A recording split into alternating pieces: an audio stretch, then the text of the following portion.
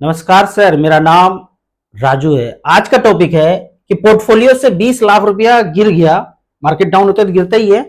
और काफी सारे इन्वेस्टर को ये लगता है कि अगर 20 लाख रुपया वो निकाल लेते, 5 दिन के अंदर 20 लाख रुपया सुहा हो गया, अगर निकाल लेते तो कितना अच्छा हो जाता। उससे तो कुछ और खरीद लेते, एफडी कर देते, सोना खरीद लेते, प्लॉट खरीद लेते। पर 20 लाख रुपया काश 5 दिन पहले निकाल लेते तो 20 लाख का बचत हो जाता। ऐसे मार्केट में म्यूचुअल फंड में बचत होता नहीं है। मान लेते हैं उदाहरण के तौर पे फंड यहाँ पे मैंने सिलेक्ट किया है एसबीआई का कि 5-5 हजार रुपए पर मंथ करके कोई एसआईपी चला रहे हैं 2010 से लेके अब तक 15 साल चला लिए। चलाने के बाद 9 लाख रुपया जमा हुआ और ये बन गया 56 लाख रुपया, 22% का रिटर्न मिला। पर मार्केट 5-10 दिन के अंदर ऐसा गिरा कि 20 लाख रुपया यहां से डाउन हो गया। 20 लाख डाउन हुआ और 36 ही बचा।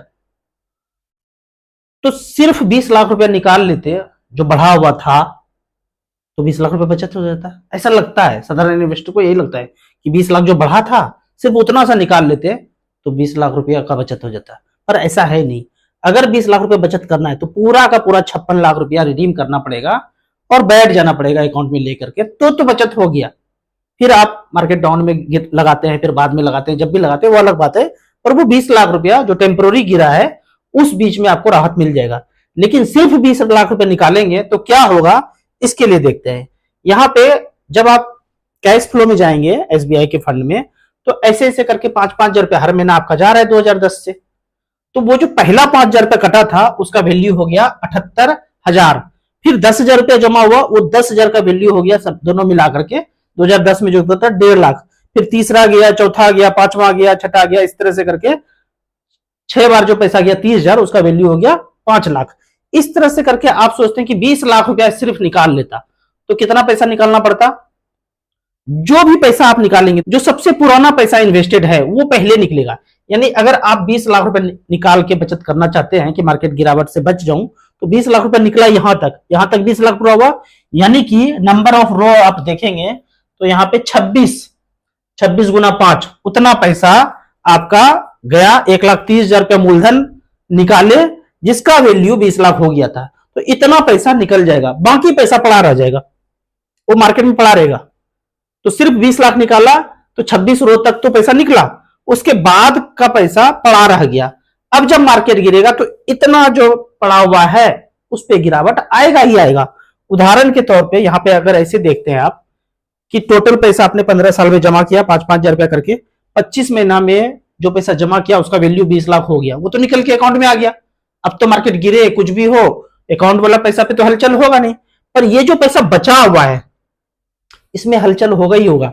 जितना भी परसेंट गिर जाए, 20% गिर जाए, 25% गिर जाए, 30% गिर जाए आने वाले 8-10 दिन में, तो वो हलचल दिखेगा। इसको फिर दूसरे उदाहरण से समझिए कि आप सोना का सिक्का खरीदने जा रहे हैं, छोटा छोटा सिक्का सुनार के दुकान में, या चांदी का सिक्का खरीदने जा रहे हैं। 10 रुपया के भाव से खरीदा कुछ सिक्का, फिर 20 रुपया, 40 रुपया, 60 रुपया, 80 रुपया, 150 रुपया, 170 रुपया के भाव से अलग अलग रेट से 15 साल से खरीदते आ रहे हैं। आज रेट 178 रुपया चल रहा है, जैसे एनएवी चल रहा है एसबीआई स्मॉल कैप का। जब मार्केट गिरेगा, यहां से सोने का रेट अगर 10% गिरेगा तो जितना भी सिक्का जमा करके रखे हैं वो सबका भाव गिरेगा ना। आपने 15 साल से जमा करके सिक्का रखते जा रहे इतना सिक्का हो गया। बढ़ेगा तो इस पूरे सिक्के पे बढ़ेगा और घटेगा तो सिक्के का दाम पूरे सिक्के का घटेगा। ये नहीं सोचना है कि कब खरीदे थे, उससे कोई मतलब है। सिक्का आज दिख रहा है, इसमें जो गिरावट है वो सब सिक्के पे गिरावट होगा। तो अगर यहां से सोने का रेट गिरा, 178 रुपया भाव चल रहा है और 8 रुपया गिर गया, तो 8 रुपया जितना सिक्का है वो 8 रुपया सभी पे गिरेगा। तो अगर यदि इन्वेस्टर यहां पे ये सोचते हैं कि इतना सिक्का बेच करके 20 लाख रुपया आ गया और बाकी पैसा मार्केट में रहे, तो जितना रहेगा उस पर भी गिरेगा। इस रेट पे खरीदा, इस रेट पे खरीदा, इस रेट पे खरीदा, इस रेट पे खरीदा, पर 8 रुपया जो गिरा वो सारे सिक्के से गिर के नीचे आएगा। अगर बचत करना है तो सारा का सारा सिक्का बेचना पड़ेगा, तो ही बेच दिया तो अब मार्केट में सोने का रेट गिर जाए, कुछ भी हो जाए, कोई फर्क नहीं, हमने तो पहले ही बेच दिया। नहीं बेचा, सिक्का रखा हुआ है, यूनिट रखा हुआ है, तो जितना रखा हुआ है उसमें परसेंटेज गिरावट दिखेगा ही दिखेगा।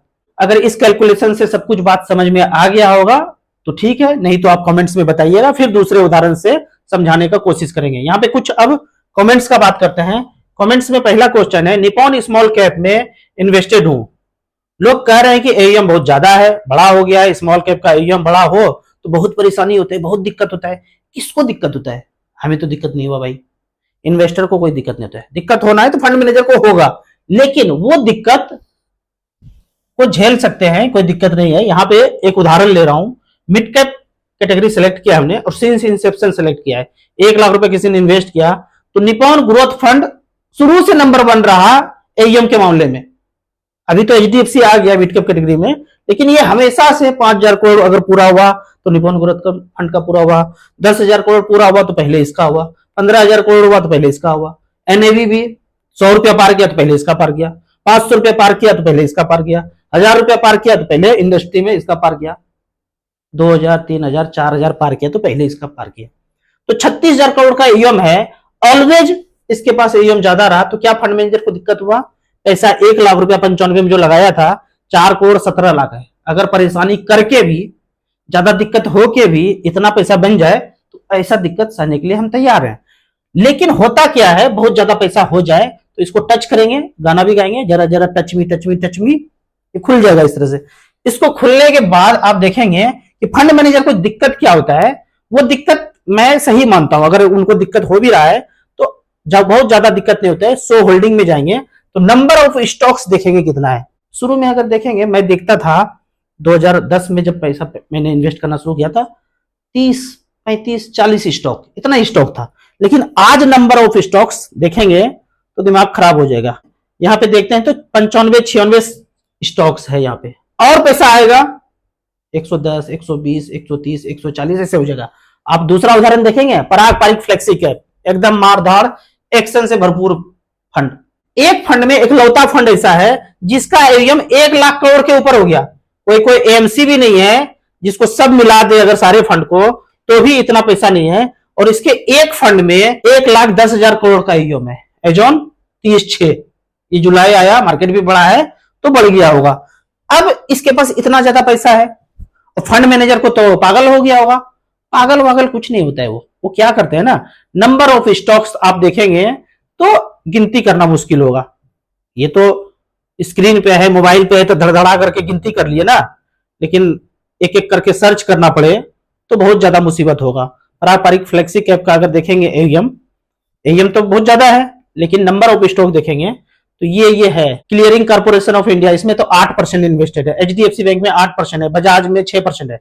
ऐसे करके जैसे जैसे पैसा हम लोगों का जाता गया नंबर ऑफ स्टॉक्स ये बढ़ाते गए। 136, 137 और पैसा आएगा, हम देंगे, आप देंगे और भी इन्वेस्टर देंगे तो 140, 145, 150। डाइवर्सिफिकेशन ज्यादा जरूरी है। आप एक फंड में लगाते हैं, वो ऑलरेडी इतना डाइवर्सिफाइड है, आपके पैसे को डूबने के लिए 137 कंपनी को डूबना पड़ेगा।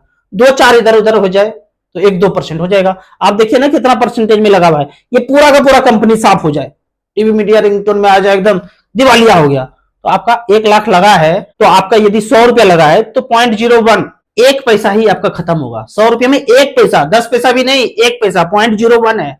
100 रुपया लगा है तो 1 पैसा खत्म होगा।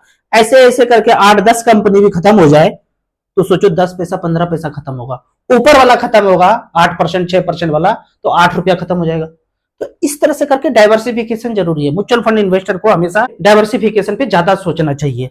अगर आप रिस्क लेने वाले हैं, रिसर्च करने वाले हैं, ट्रेडिंग अकाउंट चलाना चाहते हैं तो फिर स्टॉक खरीदते रहिए। वहां कितना गेन होगा, कितनों को गेन हुआ है वो आप देख ही सकते हैं समाज में। अगले क्वेश्चन की तरफ चलते हैं। राजू भाई, मेरा नाम मोहित है, अपने पास 7 लाख लमसम है और 30,000 का एसआईपी करना है 2026 से, मतलब 7 लाख रुपए लमसम इन्वेस्टेड है ऐसा लग रहा है बोलने से, और 30,000 का 2026 से करेंगे। अभी मुझे 22% का रिटर्न मिल रहा है, 10 साल में 1 करोड़ रुपया हो जाएगा। 30,000 रुपये पर मंथ कर रहे हैं, ऑलरेडी लमसम में है तो 1 करोड़ से ज्यादा ही होगा। बने रहिए, जब जब गिरे मार्केट में थोड़ा थोड़ा डर का माहौल ज्यादा हो तो थोड़ा थोड़ा पैसा और लगाने का कोशिश कीजिए। पोर्टफोलियो अगर भेज देते तो वो बार देख लेते। रिस्क में लगाइए, टाइम है, टाइम थोड़ा सा यहाँ पे और ज्यादा दे सकते हैं तो स्मॉल कैप, मिड कैप ही सिलेक्ट कीजिए। अगर 10 साल से ज्यादा नहीं दे सकते तो मल्टी कैप, फ्लेक्सी कैप देखिए तो ज्यादा अच्छा रहेगा। राहुल सर, मेरा एज 33 है, मुझे 1 करोड़ रुपया 4 साल में चाहिए। मुझे लमसम इन्वेस्ट करना है क्योंकि मैं बिजनेस करता हूँ और फिक्स इनकम नहीं है। Please review my portfolio. Axis small cap, Motilal Oswal ELSS fund, Motilal Oswal mid cap, Quant mid cap, ICC potential large cap, UTI Nifty 50, Nippon India large cap, Parag Parikh flexi cap, Quant small cap, Tata small cap. जितना आपके पास समय है ना, आपने क्या बोला 4 साल में 1 करोड़ चाहिए, समय बहुत कम है, बहुत कम मतलब बहुत कम है। और आपका पोर्टफोलियो समय के हिसाब से वेल डाइवर्सिफाइड है, 1 करोड़ हो कितना भी हो वो ठीक है। यहां से आपके पास टाइम ज्यादा होता है ना, 10 साल 15 साल, तो मैं थोड़ा सा चेंज करने बोलता और स्मॉल कैप में ज्यादा करने बोलता। पर यहाँ पे आपको कुछ नहीं करना है क्योंकि आपके पास समय 4 साल ही है। कितना होगा ये कैलकुलेशन आप 12-13% के रेट से जितना पैसा लमसम है उसमें आप देख लीजिए, उतना पैसा बन जाएगा। अभी भी पहले से इन्वेस्टेड है तो अच्छा खासा रिटर्न आपको दिख ही रहा होगा।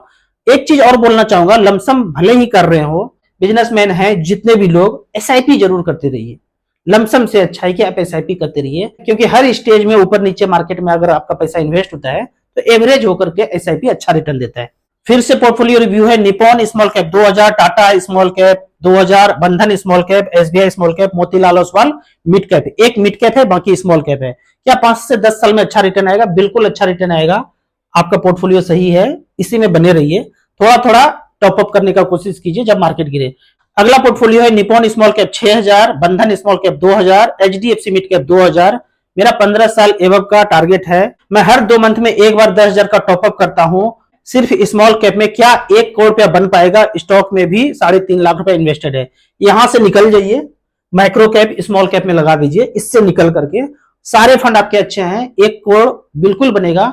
आप अननेसेसरी खर्चे को काट करके धीरे धीरे करके मार्केट गिरे तो टॉपअप भी कीजिए। जो आप हर 2 महीने में 10,000 का करते हैं, इससे बेहतर है कि 5-5 हजार का 2 एसआईपी एसबीआई 250 इंडेक्स फंड और मोतीलाल माइक्रो कैप 250 में इन्वेस्ट कर दीजिए, वो ज्यादा अच्छा रहेगा।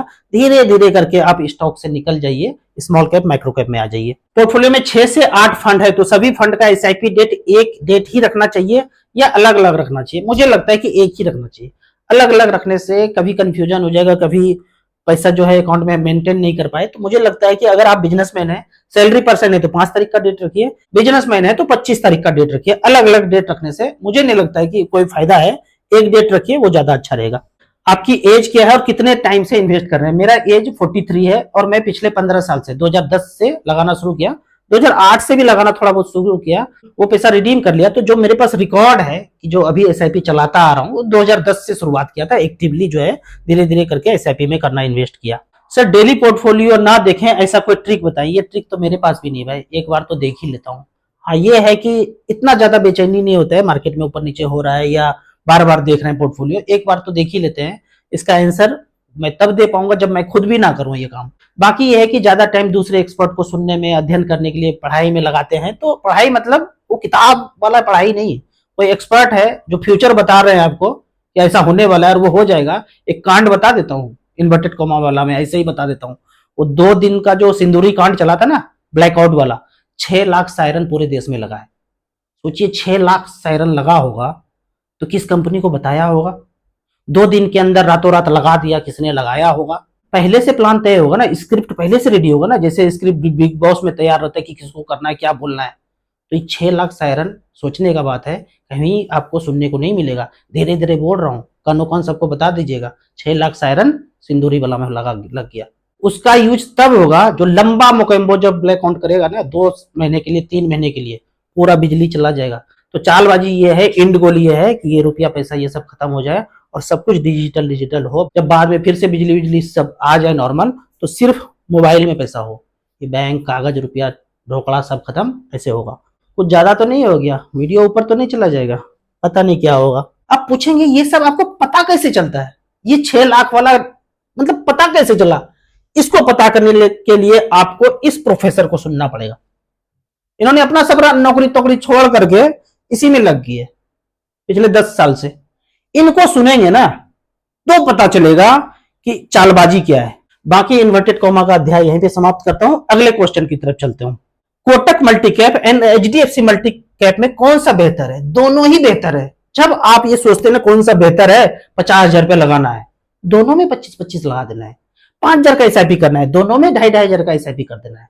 बेहतरीन फंड है, पुराना फंड है, बने रहिए, दोनों में बराबर बराबर इन्वेस्ट कर दीजिए। मेरे सवाल का कभी जवाब नहीं मिलता है, जरूर जवाब दीजिए। मेरा क्वेश्चन है कि मेरे ऊपर जाने के बाद क्या वही फंड नॉमिनी के नाम पे कंटिन्यू हो सकता है या निकल जाएगा?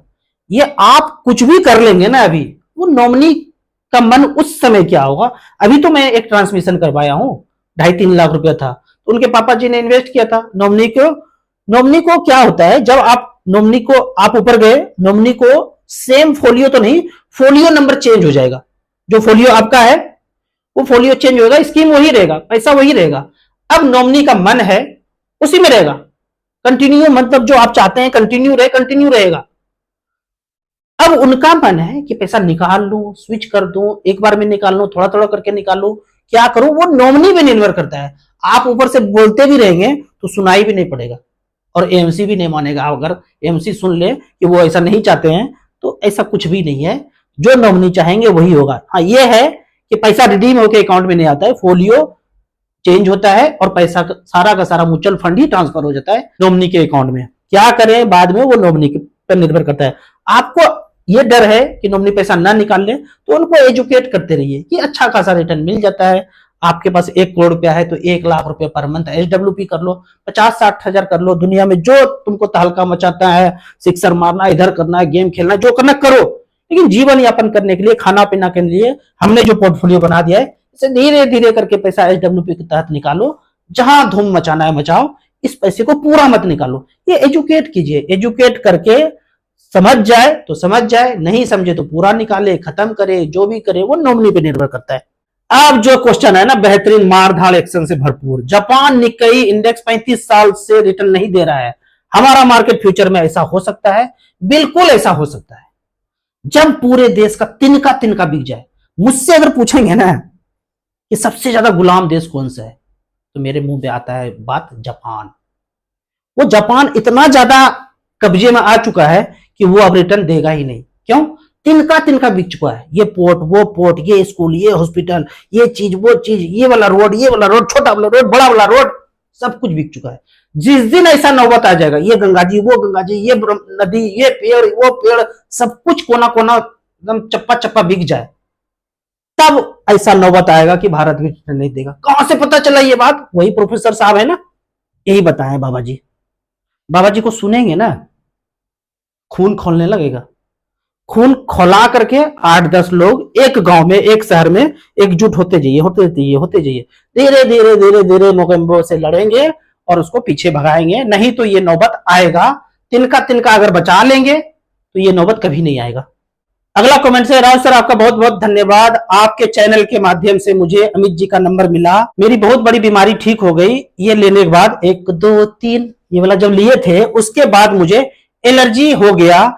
होम्योपैथी ट्रीटमेंट किया, अंग्रेजी किया, जंगल राज में चला गया, 2-3 साल हो गया, कुछ भी छुटकारा नहीं मिला। आपके चैनल ने मुझे अमित जी का नंबर मिला, मैं 2-3 महीने से डाइट सिस्टम से मेरे एलर्जी को मिटा दिया। मोगेम्बो के जाल से मुझे छुटकारा मिल गया। Thank you Amit ji, Raju ji. अब ये जो 1, 2, 3 का गाना गाए थे ना, इससे बहुत तरह का बहुत प्रॉब्लम हो रहा है। आंखों से दिखाई कम दे रहा है, कानों से सुनाई कम पड़ रहा है, खोपड़ी भूल जाता है, यादाश्त खत्म हो रहा है, कोई किसी का ये वाला चौपट हो गया, किसी का ये वाला चौड़ा, जय श्री राम, झंडा ऊंचा रहे, हमारा हाथ ही काम नहीं कर रहा है। अब ऐसे करके बहुत सारा चीज हो रहा है। इस तरह से प्रॉब्लम को मिटाने के लिए अमित जी का नंबर, मेरे जितने भी वीडियो हैं 1100 वीडियो में, उसमें इनका नंबर दिया हुआ है। ये नंबर दिलो दिमाग खोपड़ी डायरी में नोट करके लिख लीजिए, 8617356997। जो भी प्रॉब्लम है उसके लिए चार्ज करेंगे 2000 रुपया वन टाइम। प्रॉब्लम नहीं ठीक हुआ, पैसे वापस हो जाएंगे। 2 लोगों को और भिड़ा के रखे हैं कि कैसे फॉलो नहीं करेगा, ये काढ़ा पीना ही पड़ेगा, लगातार फोन जाएगा। ऐसे करके 1 सप्ताह करेंगे ना, आपका 50% रिड्यूस हो जाएगा। आपको महसूस हो जाएगा कि हम सही रास्ते पे चल रहे हैं। 1 सप्ताह में 10-20% अगर चेंज होगा, दिखेगा, तो आपको लगेगा कि इसको कंटिन्यू करें। 2-3 महीना में जो भी प्रॉब्लम है राहत मिल जाएगा। नहीं मिलता है राहत तो पैसे वापस हो जाएंगे। इसी डिस्क्रिप्शन में, वीडियो के डिस्क्रिप्शन में, आपको पहली बार म्यूचुअल फंड इन्वेस्ट करना है तो इस लिंक पे जाके क्लिक करेंगे। 500 रुपया से एसआईपी शुरू कीजिए, धीरे धीरे जब समझ बढ़े फिर आप ज्यादा पैसा को इन्वेस्ट कीजिए। ऐप का लाइफ टाइम कोई चार्ज नहीं है। फिर एनआरआई इन्वेस्टर जो बाहर लोग वीडियो देख रहे हैं उनको इन्वेस्ट करना है तो वहां पे मोबाइल नंबर नहीं होता है, ईमेल आईडी से सारा वेरिफिकेशन होगा। और वहां आप विदेश में रहते हैं तो number of mutual fund, number of scheme भी कम है। कौन कौन सा स्कीम होगा स्मॉल कैप में, कौन कौन सा एमसी आएगा, वो आपको ऐप रजिस्टर करने के बाद लिस्ट दे दिया जाएगा। जो लोग म्यूचुअल फंड का काम करना चाहते हैं, जो डिस्ट्रीब्यूटर बनना चाहते हैं, यहाँ पे आप क्लिक करके इसमें इम्पैनल होकर के म्यूचुअल फंड का काम कर सकते हैं। ये एसआईपी रिसर्च जो मेरा वेबसाइट है starsip.in का ऐप भी है, एंड्रॉइड में भी है, एप्पल में भी है। वहां पे जाके आप सारा रिसर्च कर सकते हैं। आपको इसी तरह म्यूचुअल फंड के बारे में और कुछ जानना है, इन्वेस्टमेंट के बारे में जानना है, तो इस नंबर पर मुझे व्हाट्सअप कर सकते हैं। आपको याद दिला दूं, मैं एक AMFI registered mutual fund distributor हूं। आप इसी तरह से कमेंट सेक्शन में क्वेश्चन पूछते रहिए। वीडियो अच्छा लगता है तो लाइक एंड शेयर कीजिए। जो बात इन्वर्टेड कॉमा में हो, क्लिक करके, क्रॉप करके, कॉपी करके व्हाट्सएप यूनिवर्सिटी में इसको घुमाइए। वो जो सुबह सुबह भेजते हैं ना ताबड़तोड़, गुड मॉर्निंग, गुड इवनिंग, काली माता आएगी, गला काट के जाएगी, वो सब मत भेजिए, उससे कुछ भी नहीं होने वाला है। धीरे धीरे करके जैसे जैसे जागरूक होंगे, हमारा देश, हमारा पोर्टफोलियो, हमारा म्यूचुअल फंड धीरे धीरे समृद्ध होता रहेगा। नहीं तो धीरे धीरे मोगेम्बो तो बैठा हुआ है, सबको छाप मारेगा। वीडियो अच्छा लगता है तो लाइक एंड शेयर कीजिए। Thank you so much.